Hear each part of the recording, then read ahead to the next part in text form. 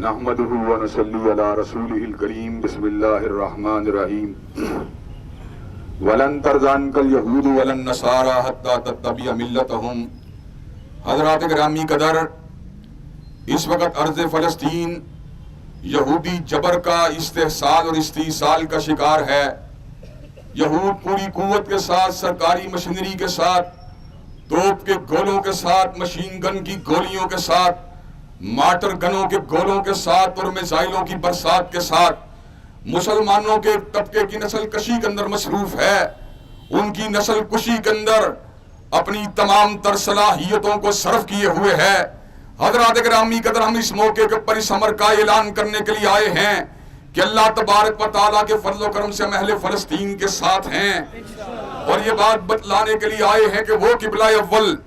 جو اللہ تبارک و تعالیٰ کے ہزاروں انبیاء کا مسکن رہا، اور وہ قبلہ اول جس کے اندر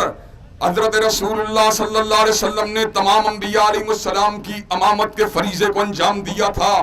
حضرات گرامی قدر اس قبلہ اول کے اوپر یہود کے ناپاک قبضے کو ہم کسی طور کے اوپر بھی گوارا کرنے کے لیے آمادہ و تیار نہیں ہو سکتے۔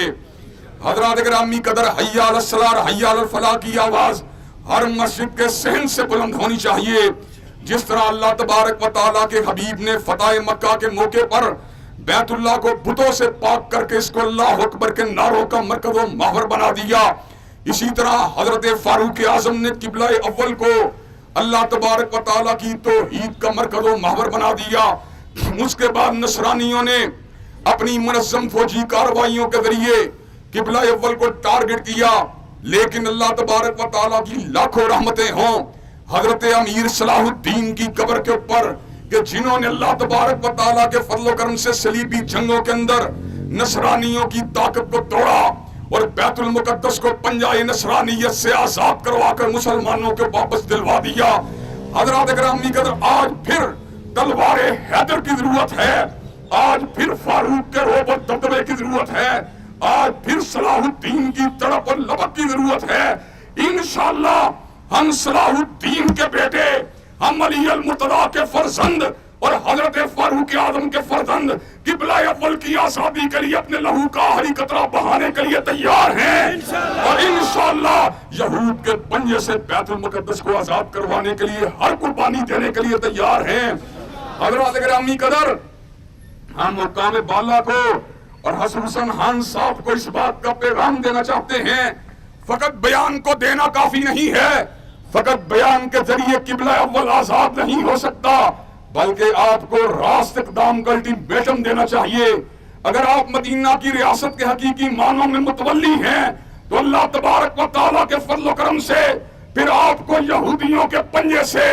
القدس کے علاقے کو آزاد کروانا چاہیے۔ خان صاحب اگر اس فریضے کو انجام نہیں دیتے تو یاد رکھیے اللہ تبارک و تعالیٰ کے فضل و کرم سے اس نسل کے اندر سے، امت کی ماں کی کوکھ کے اندر سے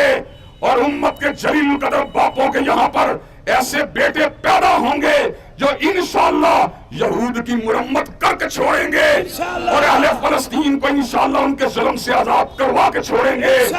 حضرات گرامی قدر، کہ آپ القدس کی بازیابی کے لیے اور مظلوم فلسطینیوں سے اظہار یکجہتی کے لیے میدان عمل میں آنے کے لیے تیار ہیں انشاءاللہ؟ کہ آپ قلعہ حیدر کی طرح حضرت علی المرتضیٰ کی روایت کو دہرانے کے لیے تیار ہیں انشاءاللہ؟ کیا آپ صلیبی جنگوں کے اندر حضرت صلاح الدین کے کردار کو دوبارہ زندہ کرنے کے لیے تیار ہیں انشاءاللہ؟ کیا آپ فاروق اعظم کی یلغار کو دوبارہ زندہ کرنے کے لیے تیار ہیں انشاءاللہ؟ انشاءاللہ شب گریزاں ہوگی آخر جلوہ خورشید سے، اور یہ چمن معمور ہوگا نغمہ توحید سے۔ وآخر دعوانا الحمدللہ رب العالمین۔